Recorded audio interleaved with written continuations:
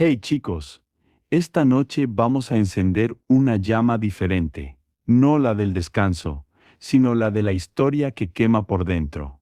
Vamos a viajar al norte, a los días en que el mar era una frontera de sangre y los drácars vikingos cortaban las olas como cuchillas. Es una historia que no aparece en las sagas heroicas ni en las películas de grandes batallas. Una historia escrita en silencio, en la sombra de los festines, y en los ojos de quienes nunca tuvieron voz. Así que, antes de continuar, tómate un momento para dejar tu me gusta y suscribirte, pero solo si realmente disfrutas lo que hago aquí. Cuéntame en los comentarios desde qué lugar del mundo me escuchas y qué hora es donde estás ahora. Ahora baja las luces, deja que el murmullo del ventilador suene como el viento de los fiordos y acompáñame. Vamos a descubrir lo que los vikingos hicieron con las mujeres capturadas después de los saqueos, algo que ningún poema tuvo el valor de contar. El amanecer se levanta sobre el mar del norte, las aguas parecen metal fundido, y el cielo arde con un color entre naranja y ceniza. A lo lejos, los drácars regresan del saqueo, largas serpientes de madera que navegan con el viento lleno de humo. Los remos golpean el agua con un ritmo lento y pesado, como el pulso de un dios cansado. En las cubiertas, los guerreros ríen, muestran heridas frescas y alzan trofeos, oro, telas, utensilios, animales, vino, y entre todo eso en silencio, están ellas. Las mujeres capturadas no gritan. Algunas miran el mar sin expresión, otras lloran sin sonido. Van encadenadas, con la piel marcada por la cuerda y el salitre. Los hombres las miran como se mira un botín más. En su mundo, el valor de una vida se medía por su utilidad. Las aldeas costeras habían aprendido a esconder a las mujeres antes de que los barcos llegaran, pero no siempre lo lograban. Los vikingos eran rápidos, brutales y metódicos. Tomaban lo que querían y seguían adelante, dejando tras ellos humo, silencio y cuerpos. La historia suele contarlos como aventureros, exploradores, comerciantes del norte. Y lo fueron, pero cada comercio tiene su sombra. Lo que no se dice en las crónicas es que, junto con los metales y las pieles, el tráfico humano fue una de sus mayores fuentes de riqueza. Las mujeres y los niños capturados eran vendidos en los mercados de Hedeby, Birka o Dublín, convertidos en mercancía para nobles mercaderes y jefes de clan. En las sagas, ese comercio se disfraza con eufemismos: bienes obtenidos por mar, tributos de guerra, esposas tomadas en batalla. La verdad era más simple, era esclavitud. Pero no todas las mujeres eran vendidas. Algunas eran llevadas a las granjas del norte, al corazón helado de Escandinavia. Allí, las aldeas las recibían con una mezcla de curiosidad y desprecio. Muchas eran irlandesas, escocesas, francas o eslavas, capturadas durante incursiones. Se las llamaba trolls, sirvientas, esclavas, propiedad, y su destino dependía del humor del hombre que las había tomado. Podían vivir años, tener hijos, o morir antes del siguiente invierno. Ninguna tenía elección. Caminas entre los guerreros que desembarcan. Huele a sal, a hierro, a sudor viejo. La playa está cubierta de restos, cofres rotos, armas oxidadas y pasos que se hunden en la arena húmeda. El aire vibra con los cánticos de los hombres, agradeciendo a los dioses su victoria. Los cuernos suenan, las hogueras se encienden. Pero bajo esa música de celebración, se oye otro sonido, el llanto contenido de quienes saben que su mundo terminó al amanecer. Una de las mujeres, apenas una adolescente, observa el horizonte. En su cuello lleva una cuerda que antes fue cinturón. Su cabello está lleno de ceniza y sus ojos de una calma extraña. No grita, no intenta huir, sabe que no serviría. Ha visto lo que hacen con quienes lo intentan. En silencio, se arrodilla frente al mar. Un vikingo la empuja con una risa ronca, pero ella no se mueve. Mira el reflejo del sol sobre el agua y murmura algo en un idioma que él no entiende. Quizás una plegaria, quizás una despedida. Ese contraste, la brutalidad y la quietud, define este mundo. Los vikingos eran capaces de ternura, pero también de una violencia que hoy nos resulta inimaginable. No por placer, sino por costumbre. El saqueo era una economía, no una maldad. Pero la historia no se mide por intenciones, sino por consecuencias. Y esas consecuencias siguen flotando en las aguas del norte, como brasas apagadas que aún arden bajo el hielo. El sol termina de subir, y los drácars, ahora vacíos, se balancean suavemente. Las mujeres son llevadas hacia el interior. El eco de los cánticos se mezcla con el llanto que nadie escucha. Todo lo que queda es el viento, que sopla desde el mar con olor a sangre y madera quemada. Y tú, de pie entre los restos, entiendes que lo que acaba de ocurrir no es una excepción. Es la rutina del Imperio del Norte, gloria para unos, silencio para otros. El día avanza, y el sol, pálido, cuelga sobre las montañas cubiertas de hielo. En la aldea vikinga, el aire vibra con el sonido de martillos, gritos y risas roncas. Los hombres han regresado triunfantes, y los esclavos, viejos y nuevos, trabajan sin descanso para preparar el festín. El hierro brilla sobre las mesas, los escudos colgados en las paredes reflejan el fuego, y los cascos todavía gotean agua salada. Todo huele a victoria. Pero debajo de ese olor hay otro más antiguo, el del miedo. No el miedo de los guerreros, sino de los que los acompañan en silencio. Las mujeres capturadas son llevadas a un recinto separado, una cabaña sin ventanas, hecha de troncos y tierra apisonada. Dentro, el aire es pesado. Hay un fuego pequeño, y a su alrededor, cuerpos encogidos. Algunas lloran sin sonido, otras se mecen con la mirada perdida. En una esquina, una mujer más vieja les susurra palabras que nadie entiende. Tal vez una plegaria, tal vez una promesa. Para los vikingos, cada incursión tenía dos fines: riqueza y reputación. El hierro, el oro y el ganado eran el primer paso. Pero la gloria no venía del botín, sino del renombre. El guerrero más temido era el que volvía con los mayores trofeos, y entre esos trofeos estaban las personas. Poseer una esclava extranjera no era solo una cuestión práctica, era una declaración de poder. Una manera de decir: he cruzado el mar, he conquistado y he traído la vida de otros a mis pies. El mercado de esclavos era brutal en su precisión. En Edeby, Birka y Dublín, los comerciantes examinaban a las mujeres como si fueran objetos de valor. Se miraban los dientes, las manos, el cabello. El precio dependía de la edad, la salud y la rareza del origen. Las mujeres eslavas eran muy buscadas, las irlandesas consideradas de sangre cálida, y las francas, símbolo de estatus entre los jefes. La crueldad se envolvía en rituales de comercio. Nadie hablaba de pecado, se hablaba de utilidad. Dentro de la aldea, mientras los hombres beben y los niños corretean entre los barriles, los preparativos del festín avanzan. Se sacrifican animales en honor a Odín y Freya, los dioses de la guerra y el amor. La contradicción no pasa desapercibida, el mismo altar que agradece la victoria pide también fertilidad. En los cánticos se mezclan las voces graves de los hombres y las agudas de las mujeres que cantan sin saber por qué. La mezcla resulta hipnótica, casi hermosa, hasta que recuerdas lo que significa. Caminas entre ellos, invisible. Las antorchas lanzan sombras sobre los rostros. En una mesa, un joven guerrero presume de su primera incursión. Relata con orgullo cómo tomó a una mujer enemiga, usando la palabra como si hablara de un trofeo. Sus compañeros ríen, golpean la mesa y brindan por su valentía. Nadie lo corrige, nadie se indigna.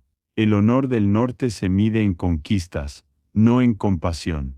Pero no todos los hombres del norte eran iguales. Algunos, sobre todo los mayores, miran en silencio. En sus ojos hay algo que se parece a la culpa, aunque no se atreverían a llamarla así. En una esquina, un anciano de barba blanca observa las llamas del fuego. Entre el ruido de los cánticos, murmura para sí, el hierro trae respeto, pero también peso. Nadie lo escucha o finge no hacerlo. En un mundo donde la fuerza es virtud, la duda es una enfermedad. El festín comienza. La carne chispea sobre el fuego. El hidromiel corre por las copas. Las historias se vuelven más exageradas, las risas más fuertes. Pero tú ves lo que los demás no quieren ver, las sombras en las paredes parecen figuras humanas que se doblan, se inclinan, se retuercen. Los gritos de la celebración se mezclan con otros más lejanos, los que el viento arrastra desde las cabañas donde las cautivas intentan dormir. Es un sonido que no debería existir y sin embargo es parte del paisaje. Los vikingos tenían una palabra para el destino. Weird. Significaba algo inevitable, un hilo que ni los dioses podían romper. Muchos creían que lo que hacían estaba escrito, que la guerra y el saqueo eran su papel en el gran tejido del mundo. Esa idea justificaba todo. Si los dioses lo permitían, debía estar bien. Si el trueno no caía sobre sus cabezas, entonces no había culpa. Pero la historia tiene memoria más larga que los dioses. El hierro se oxida, los nombres se olvidan, pero los ecos permanecen. Y tú, en medio del festín, entiendes que la gloria y la violencia siempre fueron gemelas, inseparables, nacidas del mismo fuego. El anciano levanta la mirada y te observa como si supiera que lo comprendes. El hierro canta, dice apenas, pero su canto siempre deja cicatriz. Luego vuelve a mirar las brasas, y en ese momento, el rugido de la aldea se apaga. Solo queda el fuego, solo queda el eco del hierro golpeando el alma. Y así empieza la verdadera historia. No la que cantan los bardos, sino la que el mar guarda para sí. La noche cae sobre la aldea como una manta espesa. El aire está cargado de humo, grasa y sudor. El fuego del gran salón lanza destellos sobre las caras pintadas, los cabellos trenzados y las manos que chocan los cuernos de hidromiel. Los guerreros cantan a gritos canciones de victoria, y el sonido rebota en las paredes como un trueno. Es un coro salvaje, orgulloso, casi hipnótico.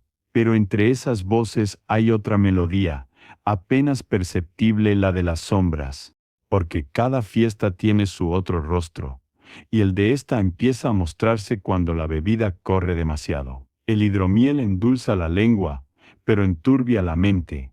Las risas se vuelven más ásperas, las historias más crueles. En las esquinas, los más jóvenes se golpean por deporte, imitando las batallas que acaban de contar. En las mesas, los hombres más viejos observan con resignación, sabiendo que la violencia del día siempre pide eco durante la noche. Las mujeres cautivas han sido llevadas a los márgenes del salón, cerca del humo, lejos de la luz del fuego. Algunas sirven la bebida, otras limpian las mesas o sostienen bandejas con carne. Van descalzas, con los tobillos atados con sogas. Los hombres las tratan como parte del mobiliario, con una indiferencia que duele más que la crueldad abierta. Nadie pronuncia sus nombres, nadie les pregunta de dónde vienen. Para ellos, solo existen como un recordatorio de poder. Miras a una de ellas, una mujer joven con cabello oscuro y mirada fija.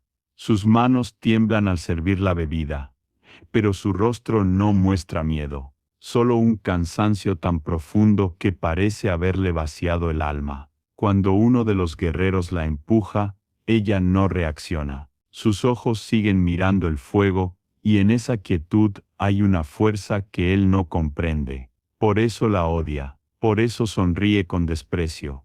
Los cánticos se vuelven más ruidosos. Un hombre se levanta y empieza a recitar una saga, un poema heroico sobre los dioses y las batallas. Su voz resuena entre las vigas del techo, pero las palabras se pierden entre los gritos. Habla de la valentía, del destino, de los guerreros que mueren con honor. Nadie menciona a los vencidos. Nadie menciona a las mujeres que esperan fuera, en la oscuridad, a que la noche decida su suerte.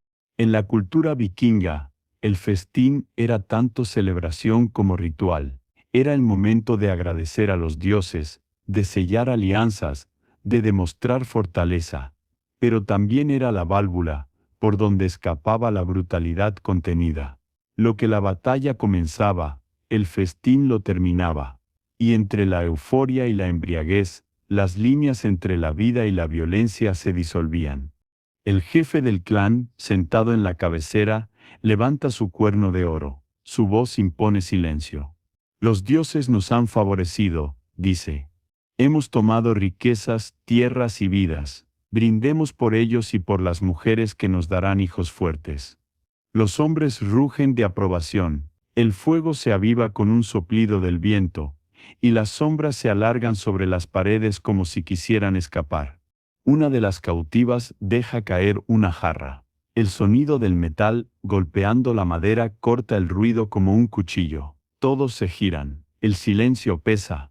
El jefe la observa. Ella baja la cabeza, temblando. Un hombre se levanta, la agarra del brazo y la obliga a arrodillarse. Nadie interviene. La justicia aquí no tiene leyes, solo jerarquías. El castigo es rápido, ritual, impersonal. El golpe resuena. La jarra sigue rodando, hasta detenerse junto al fuego.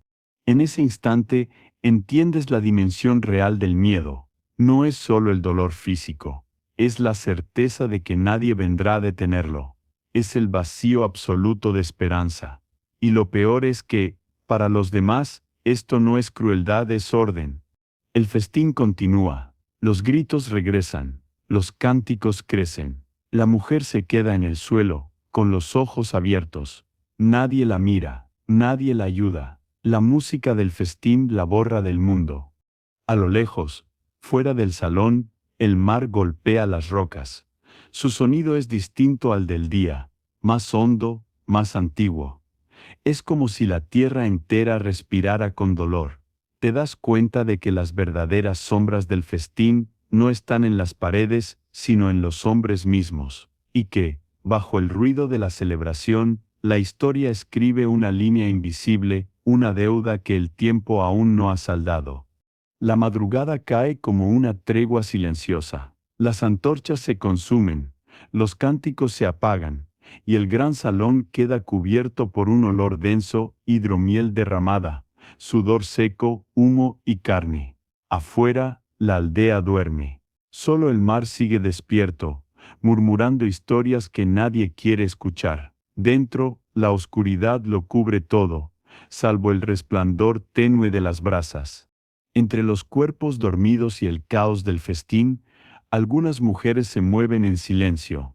Caminan descalzas, buscando un rincón donde descansar lejos de las miradas. La cuerda aún marca sus muñecas, la garganta arde por la sed, pero sus ojos siguen abiertos. Son las mujeres del enemigo, y en sus rostros se lee una mezcla imposible de orgullo y resignación. Han perdido todo: familia, tierra, nombre, pero algo dentro de ellas todavía arde. Los vikingos las llaman ambatir, sirvientas, esclavas, propiedad. Sin embargo, no todas comparten el mismo destino. Algunas son tomadas como concubinas, otras como esposas, y unas pocas, por fuerza o por astucia, logran un lugar distinto. En las sagas se las menciona de paso, como si fueran decorado. Pero si lees entre líneas, las descubres, mujeres extranjeras que se convirtieron en madres de jefes, consejeras de guerreros, guardianas de secretos. Ellas tejieron el tejido invisible del norte, aun cuando la historia intentó borrarlas. Una de ellas, una joven franca de nombre perdido, ha sido entregada al hijo del jefe. Nadie le preguntó si quería quedarse. La decisión fue tomada en el festín, entre risas. Él la observa como quien mira una herramienta nueva, curioso, pero sin crueldad. No entiende su idioma, y ella no entiende el suyo, pero en su silencio se desarrolla un tipo extraño de tregua. En la noche, él duerme y ella permanece despierta, mirando las brasas, planeando. Sabe que la venganza no siempre es un acto inmediato. A veces se cocina lento, como el hierro en la fragua. Otras mujeres no tienen esa suerte. Son vendidas en los mercados del sur, embarcadas hacia tierras desconocidas. Algunas terminan en manos de comerciantes árabes, otras en las cortes de Europa. En todos los casos, la historia las transforma en espectros. No tienen voz ni nombre, pero sus rastros sobreviven en los registros de comercio, en las crónicas que las llaman bienes adquiridos. En Escandinavia, mientras tanto, las que permanecen se convierten en sombras domésticas. Trabajan, cocinan, crían hijos que no siempre saben de qué mundo provienen. Algunos de esos hijos crecen para ser guerreros, comerciantes, reyes. En sus venas corre la sangre de ambos bandos, aunque nadie lo diga en voz alta. La mezcla es una herida, pero también una semilla. El futuro de Escandinavia está hecho de esas uniones forzadas, de esas historias que nunca se contaron. Te acercas a una de las casas más pequeñas, apartada del gran salón. Dentro, el aire es cálido y silencioso. Una mujer de cabello oscuro amamanta a un bebé dormido. No es suyo. Lo mira sin expresión, aunque su respiración es serena. En un rincón, un hombre ronca, ajeno a todo. Ella lo observa, y en sus ojos hay un mar de pensamientos que no necesitan idioma. Quizá amor, quizá odio, quizá ambas cosas. Los límites son difusos cuando la vida depende de la obediencia. El amanecer entra por una rendija del techo. La luz toca su rostro, y por un instante parece libre. Te das cuenta de algo terrible y cierto. En este mundo, la libertad no siempre significa escapar. A veces significa seguir respirando, encontrar calma en la supervivencia. Las mujeres del enemigo no desaparecieron del mapa, se convirtieron en raíces, invisibles, silenciosas, imprescindibles. Sus nietos serían jefes, sus hijas, esposas de hombres libres. Los nombres se perdieron, pero su sangre permaneció. La historia de los vikingos, tan llena de barcos y espadas, fue también la historia de ellas, las que fueron tomadas pero no vencidas. Fuera. El viento sopla sobre el mar y borra las huellas de la playa. Todo parece empezar de nuevo. Pero bajo la superficie, el eco de sus voces sigue ahí, esperando a que alguien lo escuche.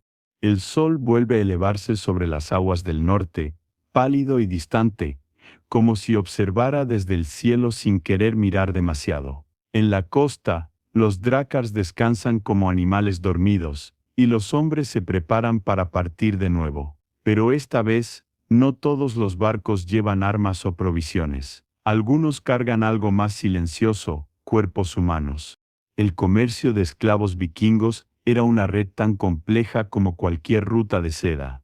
Desde las costas del Báltico hasta las islas británicas, los barcos transportaban personas capturadas en aldeas costeras, convertidas en moneda de cambio. Las sagas lo mencionan con naturalidad, como si fuera parte inevitable de la vida. Tomamos el botín y con él a los sirvientes. Pero tras esas palabras inocentes se escondía una maquinaria de dolor. En los puertos de Hedeby o Dublín, los mercados abrían con el alba. El aire olía a brea, sudor y metal.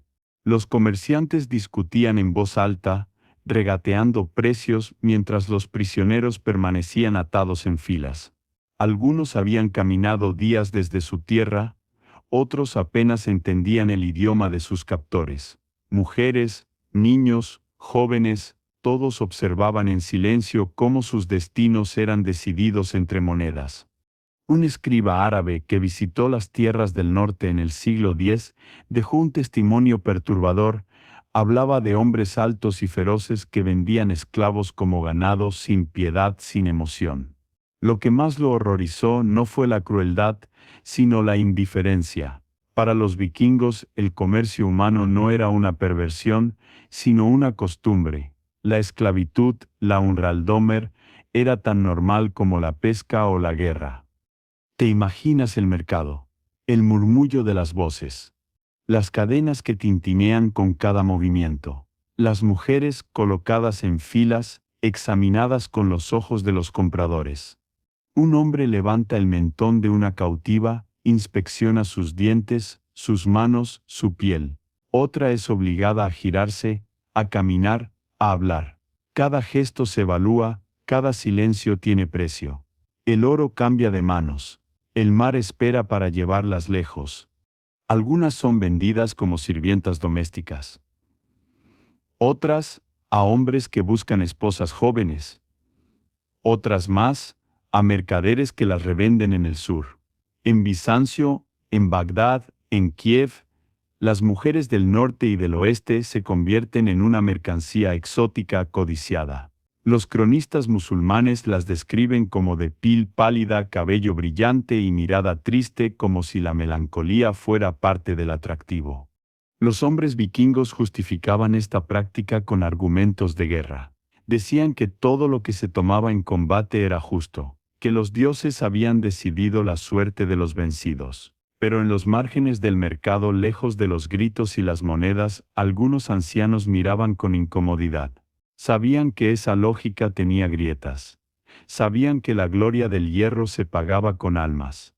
Una mujer, encadenada a una estaca, observa el mar. Es joven, pero su mirada parece mucho más vieja. Ha visto a su madre y a su hermana vendidas unas horas antes. No llora, no tiene lágrimas. Un niño a su lado pregunta en su lengua algo que nadie entiende. El viento se lleva las palabras. Un comprador se acerca, ofrece una bolsa de plata. Nadie protesta. El trato se cierra. Te das cuenta de que el mercado no necesita látigos ni gritos. Su crueldad está en la rutina, en la calma con que los hombres pesan la libertad ajena como si fuera trigo, en el silencio que sigue a cada venta.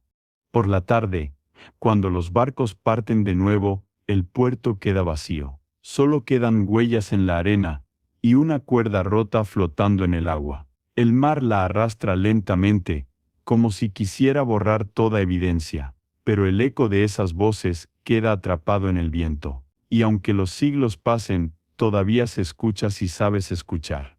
La historia recordará a los vikingos como navegantes, conquistadores, exploradores, pero bajo esos títulos brillantes hay otro menos glorioso, el de traficantes del norte. Y esa verdad, como la sal en el aire, nunca se borra del todo. La nieve cae en silencio sobre la aldea, amortiguando todos los sonidos. Las pisadas desaparecen tan pronto como se marcan, y el mundo parece envuelto en una calma que solo engaña a los que no saben escuchar. Dentro de las casas, los hogares siguen ardiendo, y la vida continúa, o algo que se le parece. El invierno lo cubre todo, pero no lo borra. Las cadenas siguen ahí, aunque ahora son invisibles. Las mujeres capturadas aprenden pronto las reglas de su nuevo mundo. No se trata solo de sobrevivir, sino de aprender a moverse dentro del silencio. En las casas de los hombres libres, sirven en los banquetes, cargan agua del río helado, lavan las ropas, cuidan a los hijos. Algunas callan tanto que se vuelven parte del mobiliario, sombras sin voz que cruzan los días sin dejar huella. Pero otras aprenden a mirar distinto. Observan, escuchan, recuerdan. Hay una jerarquía también entre las esclavas. Las más útiles, las que saben tejer o sanar, pueden ganarse un trato menos cruel. En ocasiones, incluso se les permite compartir el techo del amo, y con el tiempo, algunas se convierten en concubinas o esposas. Es una paradoja amarga. Lo que comienza como cautiverio puede transformarse en un tipo de poder silencioso, porque en los hogares del norte, las mujeres, libres o no, son el centro del calor, las guardianas del fuego, las que mantienen la vida en orden mientras los hombres cazan, pelean o mueren. Entre cadenas y juramentos, el poder adopta formas que los hombres nunca verán. Una esclava puede conocer mejor los secretos de un hogar que su propio dueño. Sabe quién miente, quién teme, quién ama. Con el tiempo, algunas aprenden a usar ese conocimiento con la precisión de un cuchillo, no por venganza inmediata, sino por supervivencia. La paciencia es su única arma, y el silencio, su escudo. Hay historias, casi borradas, que hablan de ellas, de mujeres cautivas que ascendieron hasta convertirse en esposas legítimas, incluso en matriarcas. En las sagas, sus nombres están alterados o mezclados con mitos, pero su presencia se siente entre líneas. Una de ellas, dicen, fue una esclava irlandesa que terminó casada con un Jarls del norte y que gobernó en su ausencia durante las guerras. Cuando él regresó, encontró la casa más rica y más fuerte que nunca. No preguntó cómo, nunca lo hizo. En el norte, los juramentos se sellan con sangre o con fuego, y entre los que se pronuncian, hay uno que no aparece en los textos, el pacto silencioso entre amo y esclava, entre cautiva y hogar, un acuerdo sin palabras, hecho de miradas y gestos. Ella obedece, pero a su modo. Él manda, pero depende de su labor. Entre ambos hay un equilibrio tenso, una cuerda invisible que, si se rompe, arrastra consigo la estructura entera. Una noche, mientras el viento sopla desde el fiordo, un hombre se levanta del fuego y mira a la mujer que ha estado a su servicio por años.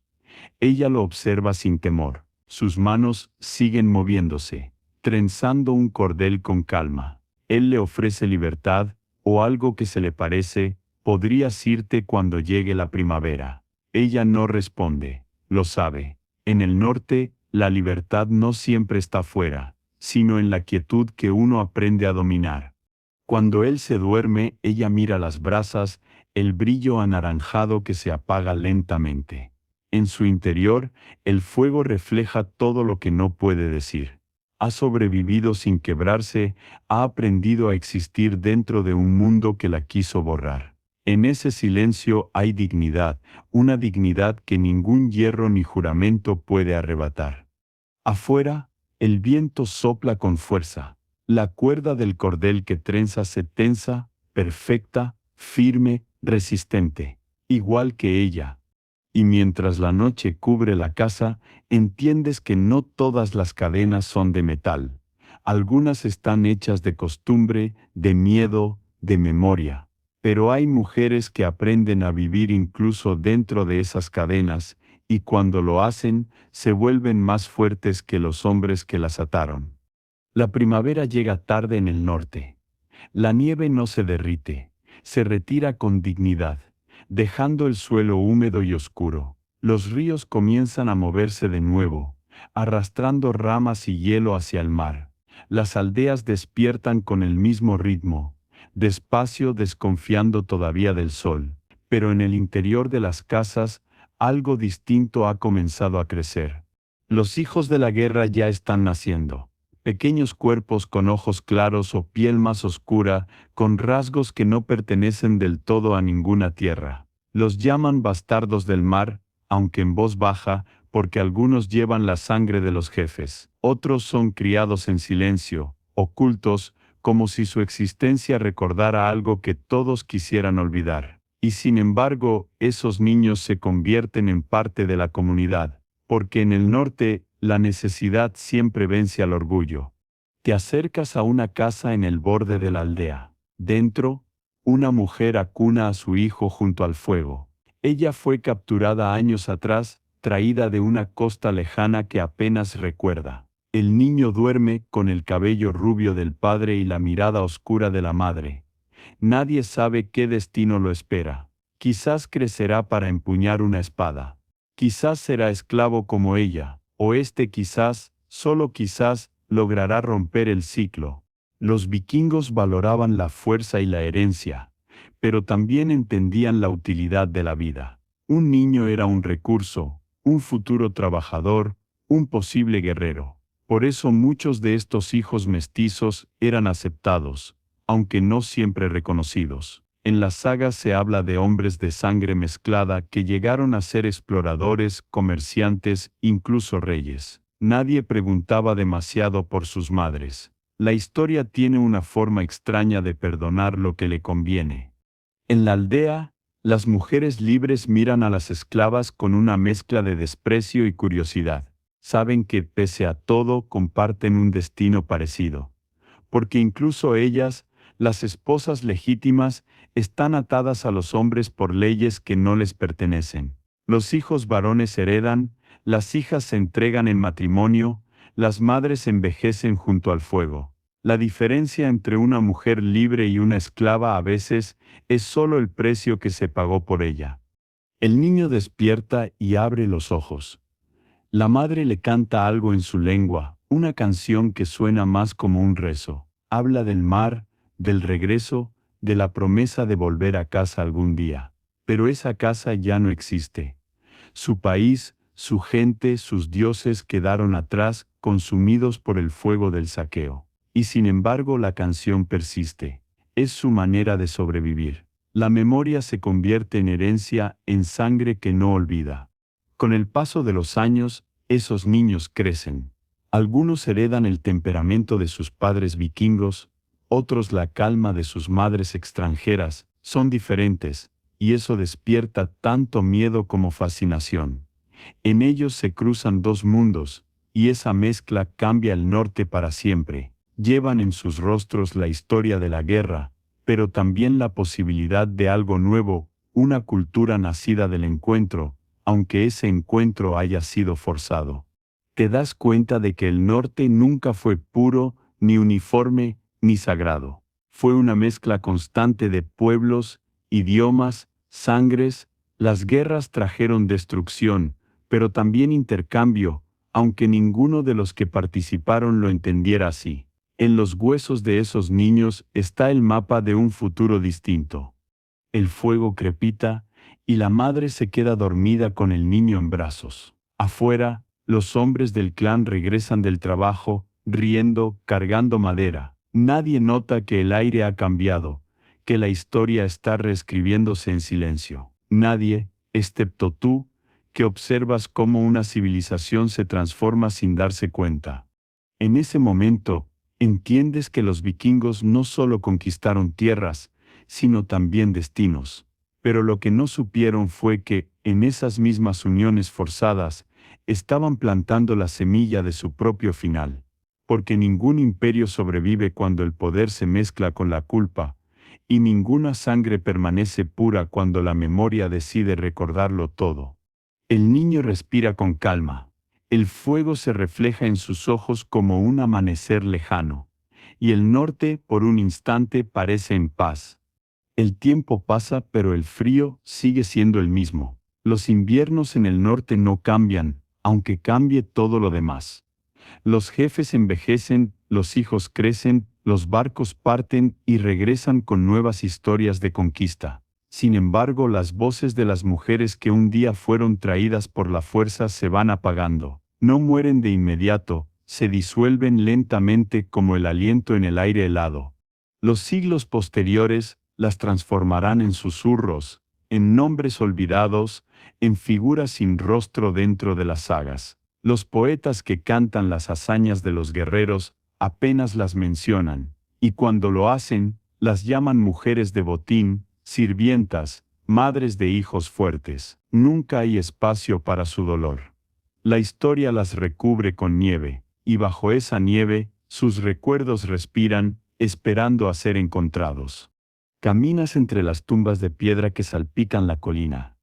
Algunas tienen talladas runas, otras están desnudas, cubiertas de musgo. En los cementerios vikingos, el silencio es espeso, casi palpable. Aquí no hay monumentos para las cautivas, pero sí señales, anillos demasiado pequeños para los dedos de una mujer del norte, collares de cuentas de vidrio que solo se fabricaban en el sur, peines de hueso con inscripciones extranjeras, objetos que no encajan como fragmentos de otro mundo incrustados en la tierra escandinava. Los arqueólogos modernos los llaman elementos foráneos, pero tú sabes que son otra cosa, reliquias de las voces borradas. Cada cuenta, cada trozo de cerámica, cada aguja rota fue parte de una vida arrancada del mar y devuelta al silencio. Son testigos mudos de una memoria que el hielo intentó conservar, aunque los hombres la olvidaran. En las aldeas aún quedan historias que nadie anota. Viejas canciones, susurros transmitidos por mujeres alrededor del fuego. Cuentan de madres que soñaban con el mar, de esposas que hablaban lenguas que ya no existen, de hijas que heredaron la nostalgia como si fuera un apellido. En algunos lugares, incluso los nombres sobreviven disfrazados. Nombres que suenan nórdicos pero esconden raíces extranjeras. Cada palabra es un eco, un hilo que se resiste a romperse. El hielo conserva más que los huesos. Conserva emociones. Conserva los secretos que las palabras no se atrevieron a decir. En una tumba de Groenlandia, los científicos encontraron una mujer con una trenza aún intacta, envuelta en pieles de foca. Junto a ella, una cruz pequeña, tallada en marfil. No era vikinga, pero descansaba entre ellos. Nadie sabe su nombre, pero su cuerpo, perfectamente preservado, parece dormir, como si esperara que alguien la recordara. Te preguntas, ¿cuántas otras duermen bajo el hielo?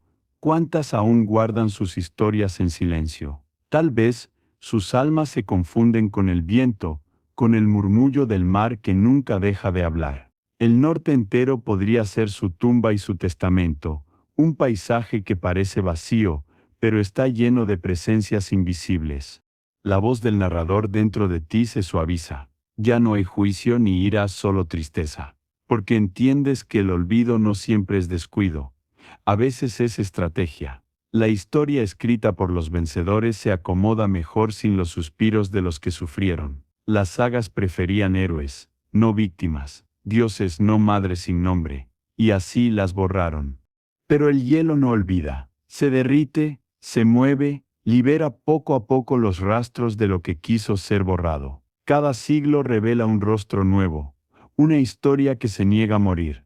Y tú, de pie frente al mar helado, sientes que todas esas voces todavía susurran bajo tus pies. No piden venganza, solo memoria. El viento sopla desde el fiordo, y por un instante parece que alguien pronuncia tu nombre en un idioma antiguo. Te giras, no hay nadie, solo el sonido del hielo rompiéndose a lo lejos. El norte vuelve a quedarse quieto, pero tú sabes que ya no está vacío. Porque el silencio, en estas tierras, nunca es completo, siempre esconde un eco. Y a veces ese eco tiene nombre de mujer. El fuego vuelve a encenderse en el gran salón. Los niños corren entre las vigas, los hombres afilan sus espadas, y las mujeres, las libres, las nacidas en el norte, remiendan ropas con paciencia ritual. Todo parece en orden. Las generaciones nuevas escuchan las sagas contadas por los escaldos, poemas que glorifican las hazañas de los antepasados. Odín, Thor, los dioses del trueno y la guerra. Los héroes que cruzaban mares, los reyes que morían con la espada en la mano. En esas historias, el guerrero siempre es valiente, justo, noble. Su causa sagrada. Su violencia necesaria. Pero la historia real tiene grietas. Bajo las runas grabadas en piedra hay verdades que el tiempo no quiso leer. La idea del guerrero noble fue una invención posterior, una forma de limpiar la memoria colectiva. En los poemas más antiguos, los vikingos no eran caballeros ni santos del acero, eran supervivientes. Su mundo estaba hecho de hambre, de hielo y de sangre. La guerra no era un ideal, sino una necesidad. El saqueo no era aventura, sino economía. La crueldad no era excepción, sino método. Te sientas junto al fuego y escuchas a un viejo escaldo recitar su saga. Habla con voz firme, midiendo cada verso, dejando que las palabras se claven en la madera como flechas. Y el héroe regresó con oro y honor, guiado por los dioses del trueno. La audiencia asiente. Los niños se duermen. Las mujeres siguen tejiendo. Nadie pregunta qué fue de las aldeas arrasadas, de los hombres decapitados, de las mujeres llevadas lejos. El mito necesita pureza. La memoria, no. Fuera del salón, el viento silba entre los árboles. A lo lejos, el mar ruge como si quisiera desmentir la historia. Los viejos lo saben. En su mirada hay una mezcla de orgullo y sombra. Porque ellos recuerdan lo que los poetas callan, que la gloria siempre tuvo un precio, y que ese precio no lo pagaban los vencedores. La palabra Dreng, en el antiguo nórdico significaba más que guerrero, implicaba valor, lealtad, y un tipo de dignidad que debía mantenerse incluso ante la muerte. Pero con el tiempo, esa palabra se vació, se convirtió en excusa. El Drenk podía saquear, matar o esclavizar y seguir siendo considerado honorable. Bastaba con hacerlo bajo el estandarte correcto. Así se construyen los mitos, con selecciones cuidadosas de memoria.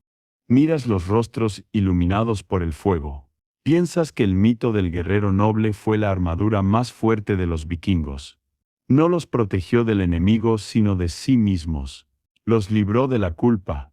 Les permitió creer que la violencia tenía propósito, que el saqueo era justicia divina, que las lágrimas ajenas eran tributo al destino.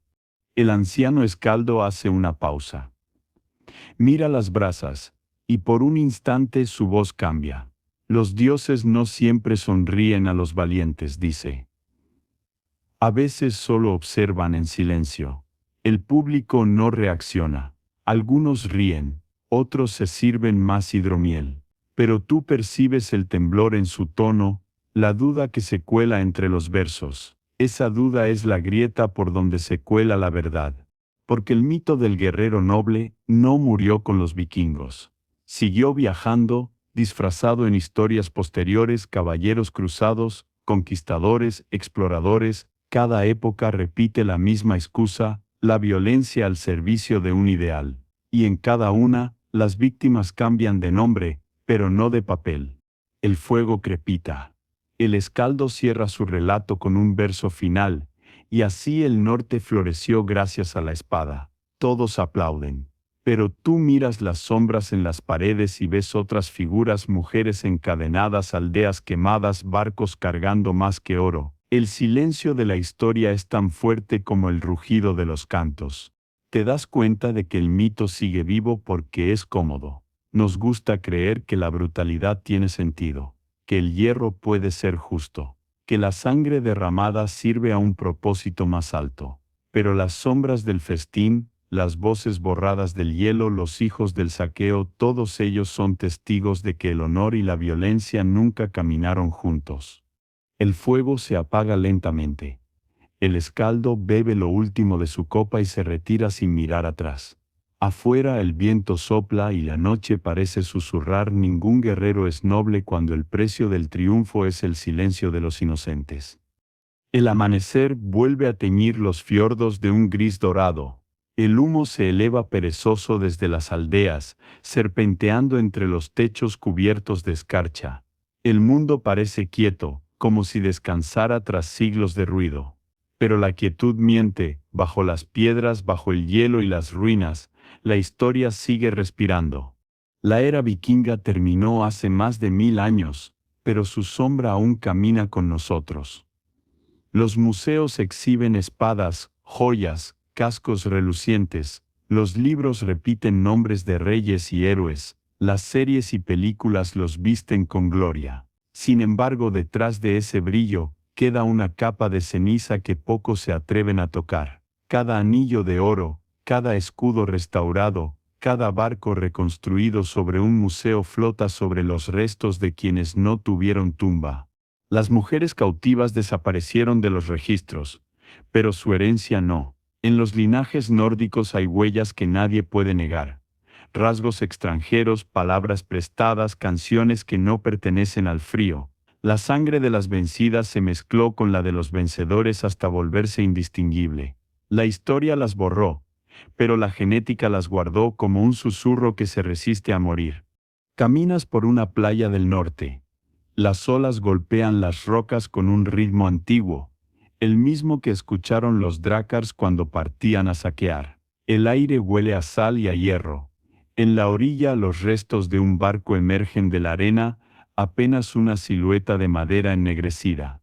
No es monumento ni ruina gloriosa, es solo un cuerpo cansado del mar. Y sin embargo tiene voz. Si te acercas, el viento parece hablar a través de sus grietas.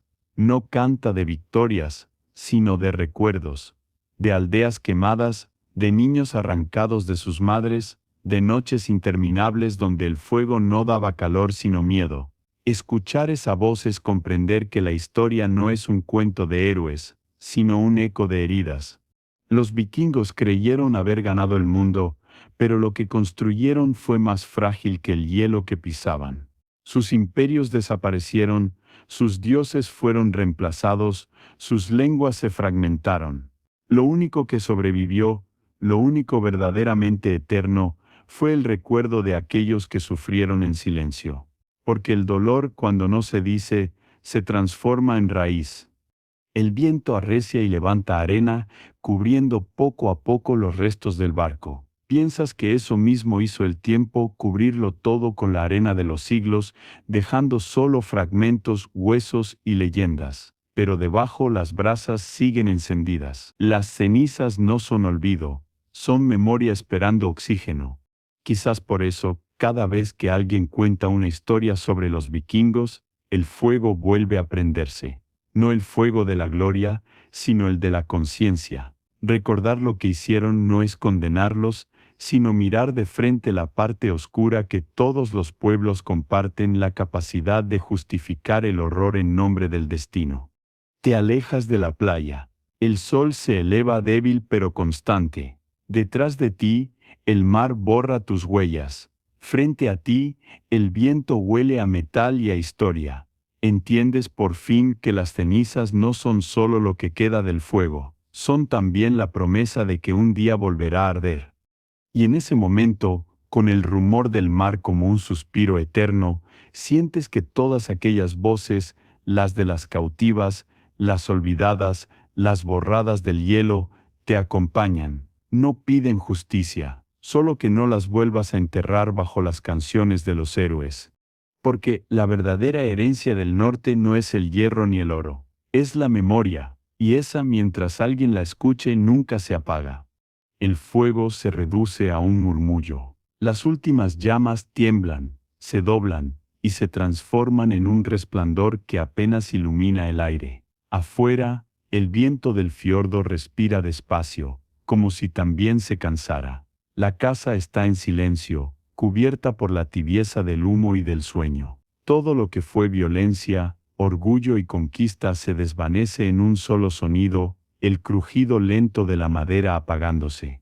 Te recuestas, y el suelo bajo ti todavía conserva el calor de la historia. No queda rencor ni ira, solo un cansancio antiguo, el mismo que acompaña a todos los pueblos después de demasiadas guerras. Las sombras que un día gritaron ahora reposan. Las voces de las mujeres olvidadas flotan en el aire como ceniza, suaves, persistentes, libres al fin del hielo y del silencio. Piensas en todo lo que viste, en las brasas de las aldeas, en las cadenas, en los hijos del invierno que crecieron entre lenguas distintas, y entiendes que el descanso no es el olvido, sino el perdón sin palabras. Que la historia, por cruel que haya sido, termina siempre con la misma promesa, la de dormir. El fuego exhala su última luz. El humo se enrosca en el techo como un hilo que se disuelve en la oscuridad. Cierras los ojos. El viento baja del mar, se cuela por las grietas, acaricia tu rostro. Todo es calmo, todo se aquieta. El norte duerme. Tú también. Como una llama que se extingue, pero no muere.